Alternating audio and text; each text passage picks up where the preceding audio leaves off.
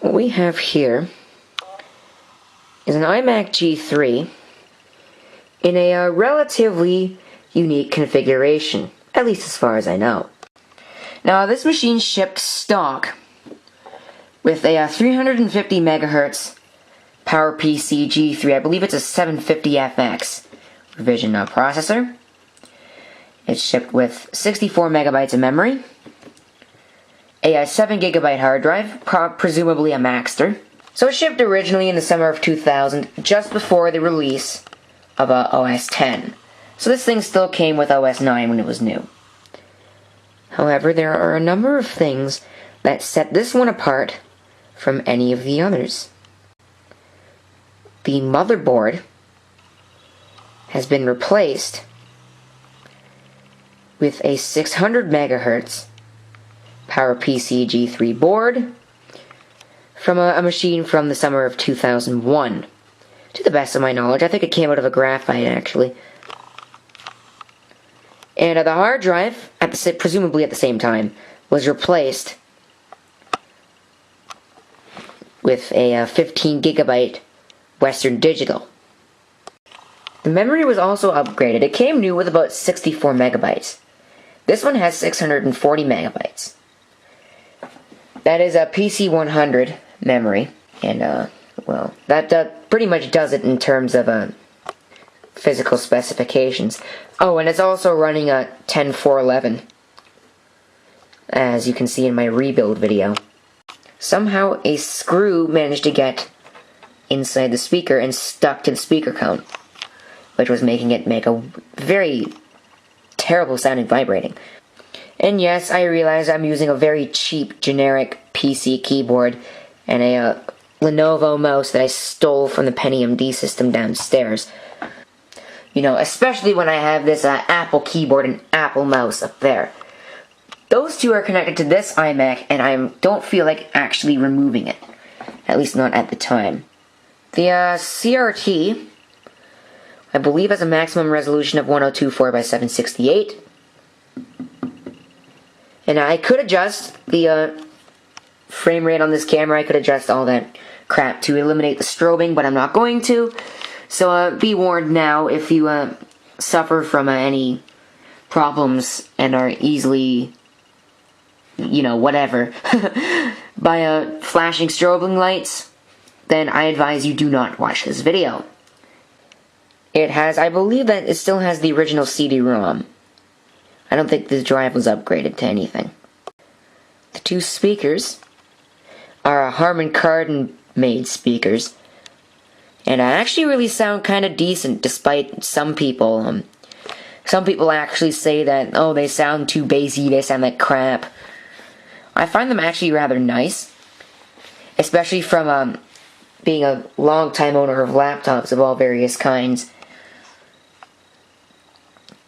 It has two headphone ports in the front. In terms of ports on the side here,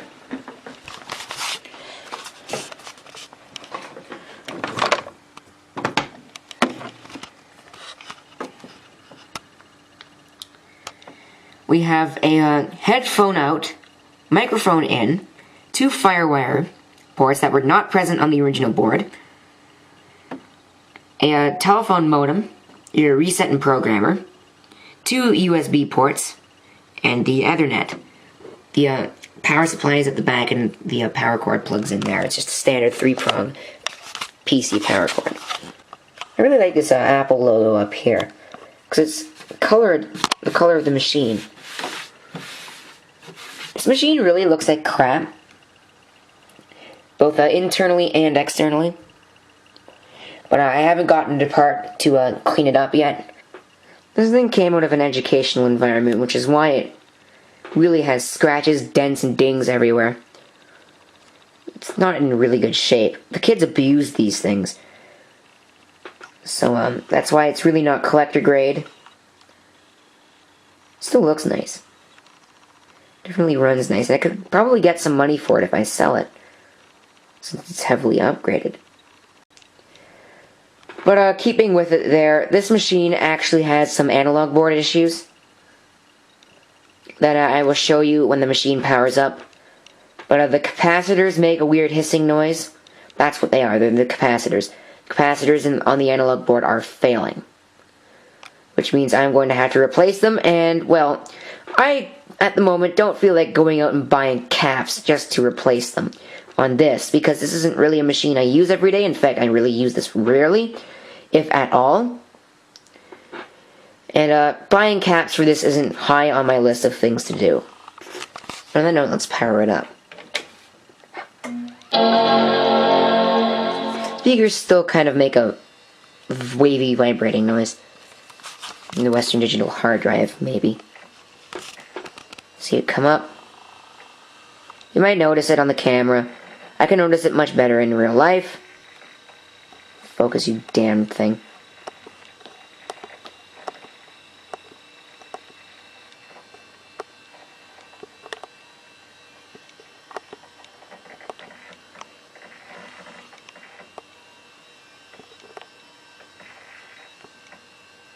There you go. Now you can see it.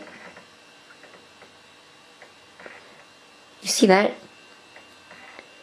That is an analog board problem. And yeah, my time and date aren't set correctly. But this machine, the camera does not like to focus on. I don't know why, but the camera will not autofocus. See, the mouse actually works. Go into the about.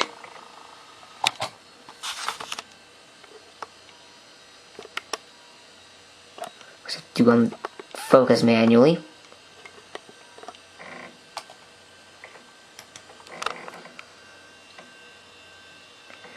And all this focusing blemishes, that's how it appears in real life.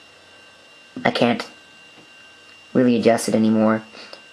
You can see a 10411, 600 megahertz PowerPC G3.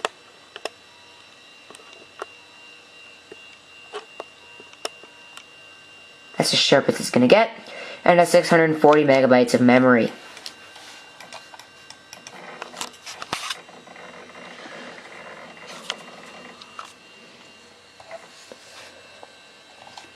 The machine is classified as a PowerMac 4:1, 4:1.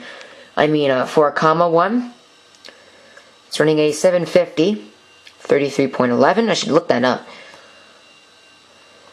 It has one CPU running at 600 megahertz with 256 kilobytes of level 2 cache. It has a 100 megahertz system bus speed. Firewire. Does have Firewire. It has a ATI Rage 128 Pro. It's AGP graphics with a 16 megabytes of video memory. There's not much on here. I mean, I do have Firefox Max, the latest version of Firefox that will run on it. Oh, get out. And I do have iTunes on it, even though I don't really use it. Nothing will work because I don't have it connected to the internet. Normally I have my PowerBook sitting right here where this mess is. And I have it hooked up via Firewire, and I do internet sharing that way. And surprisingly enough, it is loading. Well, let's see if it goes ahead and tries and loads a page. It's probably just loading from the cache. Let's try loading Google. Not Googler, Google.ca. It probably will not, and indeed it will not load it. And by the way, for those running, this is a Safari 413.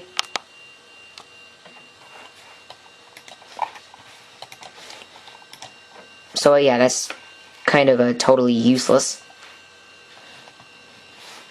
And the program has just frozen. Anyways,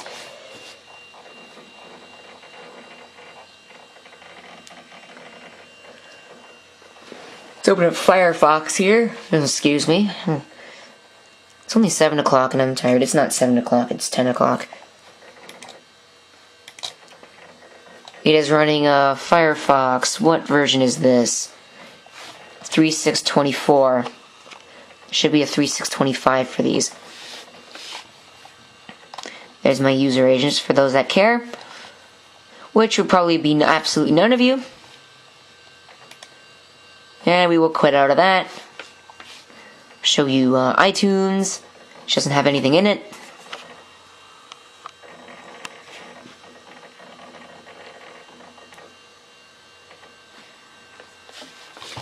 Okay, I know that. I will set the time and date in a second. You will see there's nothing in it. It's empty. This is, I believe, iTunes 8. This is iTunes 8.2.1.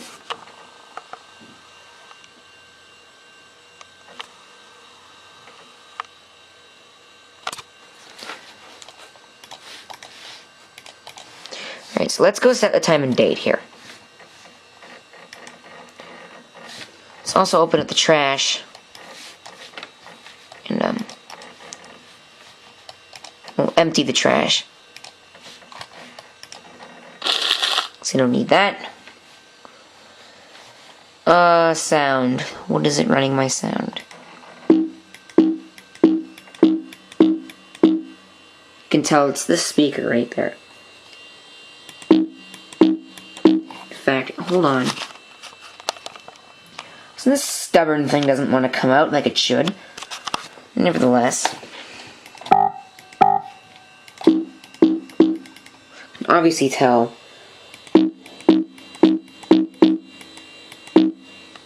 that it isn't sounding so great.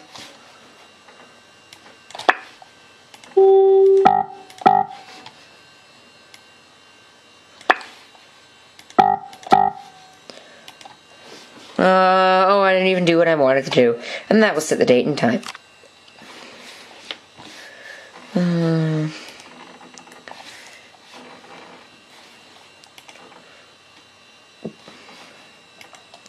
It is not 1969. It should be 1.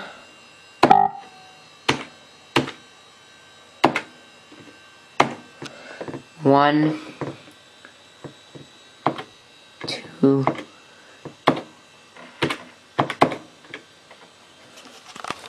2012, and 10:24 p.m.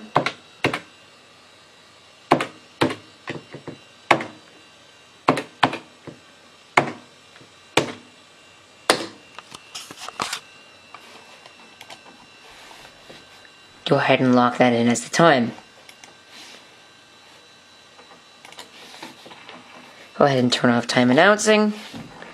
We'll restart the system and make sure we haven't screwed up any of the sound.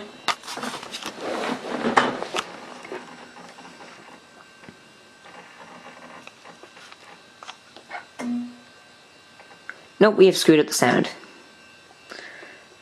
Okay.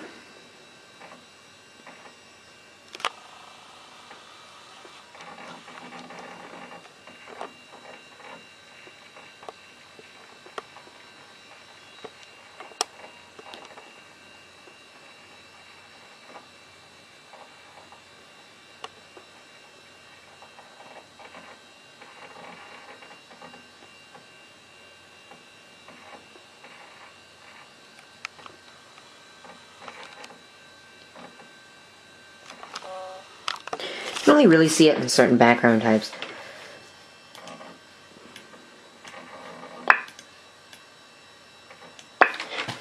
Let's reboot it now and see if the sound is screwed up.